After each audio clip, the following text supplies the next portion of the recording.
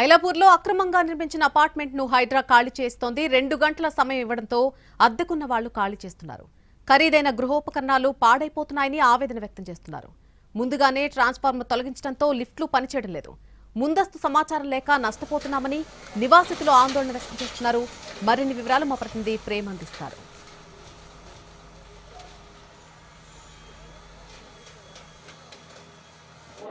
అమీన్పూర్లో నిబంధనలకు విరుద్ధంగా అక్రమంగా ప్రభుత్వ భూమిలో నిర్మించినటువంటి అపార్ట్మెంట్ను కూల్చివేసేందుకు హైడ్రా సిద్ధమైంది.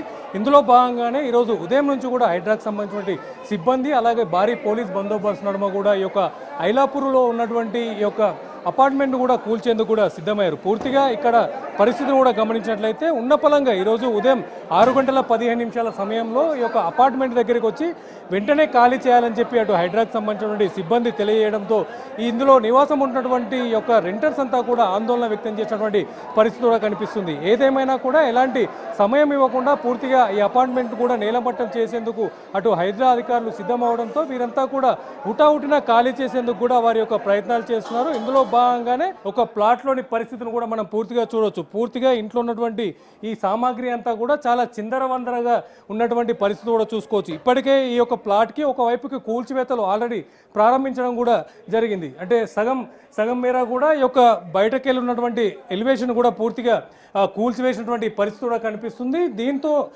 ఎంతో ఆందోళనకు గురయ్యారు. అంతేకాదు పూర్తిగా ఇక్కడ ఉన్నటువంటి నివాసితులు కూడా భయభ్రాంతులకు గురవడంతో వెంటనే ఇక్కడ ఉన్నటువంటి ఈ యొక్క అపార్ట్మెంట్లో ఉన్నటువంటి ఈ సామాగ్రిని అంతా కూడా హుటాహుటిన కూడా పూర్తిగా ప్యాక్ చేసుకోవడం జరుగుతుంది. ఇబ్బందులు ఎదుర్కొంటామని చెప్పి అటు బాధితులు కూడా తెలియజేస్తున్నారు.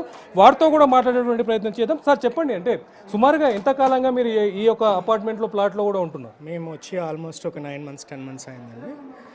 సో సడన్గా అంటే ఎర్లీ మార్నింగ్ వచ్చారు. మాకేం తెలియదు, అంటే నోటీసెస్ ఇచ్చారన్నారు. మరి ఎవరికి ఇచ్చారనేది మాకైతే తెలియదు. మేము ఉండేది టెనెంట్స్, అందరం టెనెంట్సే ఇక్కడ. సో మాకైతే ఎవరేం చెప్పలేదు. ఎర్లీ మార్నింగ్ 7 o'clockకి డోర్ నాక్ చేశారు. ఎవరైనా తెలియదు. చూసేసరికి హైడ్రా టీమ్ సో మీరు క్లోజ్ చేయాలి, మేము 1 hour ఇస్తున్నాం అన్నాం.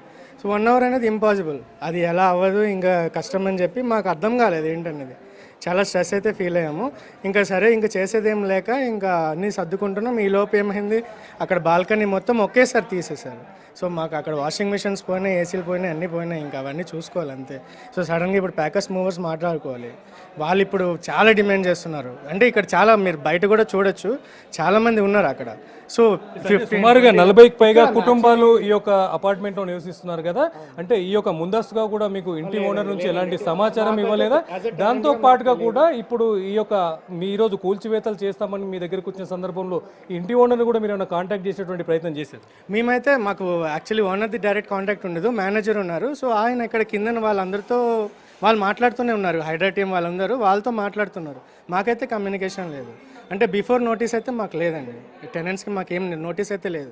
నోటీస్ ఇచ్చుంటే మేము ఆల్రెడీ మూవ్ చేసేసేవాళ్ళం. అంటే మీ ఇంట్లో పరిస్థితి చూసుకుంటే చాలా విలువైనటువంటి ఫర్నిచర్ ఉంది, అలాగే ఎలక్ట్రానిక్ అండ్ ఎలక్ట్రికల్ వస్తువులు కూడా చాలా విలువైనటువంటి వస్తువులు కూడా ఉన్నాయి. ఇవన్నీ కూడా అంటే ఎంత కాస్ట్ ఉంటాయి, వీటి పరిస్థితి ఏంటి? కాస్ట్ అంటే మీకే తెలియాలి. ఇంకా టీవీస్ అన్నీ ఉంటాయి కదా, ఇంకా మొత్తం ఇప్పుడు వాషింగ్ మిషన్ ఉంది, అది 40,000 ఉంటుంది. 40,000 ఉంటుంది. ఏసీ పోయింది, అదొక 40,000-50,000 ఉంటుంది. సో అంతా లాసే. ఇంకా మాకు సడన్గా చెప్పడం వల్ల అంతా లాసే. ఈ నేపథ్యంలోనే కనీసం నిద్రలోంచి కూడా లేవకముందే వీరంతా కూడా ఉలిక్కి పడేటటువంటి వార్త విని వీరంతా ఆందోళన చెందుతున్నటువంటి పరిస్థితి కూడా కనిపిస్తుంది. మనం ప్రస్తుతం చూస్తున్నాం ఎదురుగా ఏదైతే అపార్ట్మెంట్ పై ఫ్లోర్స్ నుంచి వచ్చేటటువంటి ఆ యొక్క సామాగ్రి తీసుకొని దింపేటటువంటి వ్యక్తులను కూడా మనం గమనించినట్లయితే పూర్తిగా ఇటు కరెంటు లేకపోవడం, అంటే ఎలక్ట్రిసిటీ కూడా పూర్తిగా నిలిపివేయడంతో పూర్తిగా పైనుంచి కిందికి దింపడానికి, అంటే 5th floorలో కావచ్చు, అలాగే మనొక పెంట్ హౌస్ కూడా ఈ యొక్క అపార్ట్మెంట్కి ఉన్నట్టుగా కూడా తెలుస్తుంది.